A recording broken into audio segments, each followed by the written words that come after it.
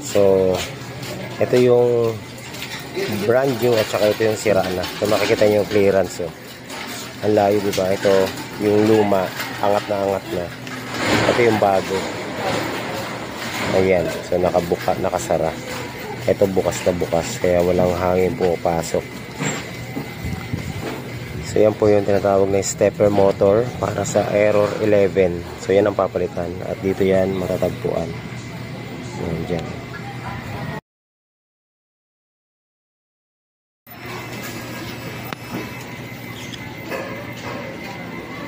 Okay, no more check engine. Fix.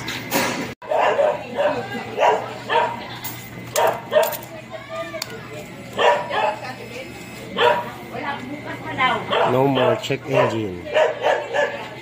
Ganda rin natin.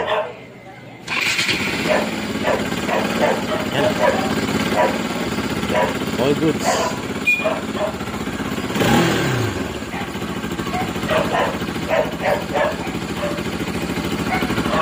Yan.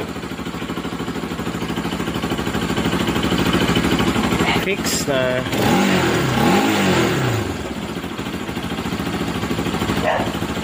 Wala na check engine. All goods na mga master.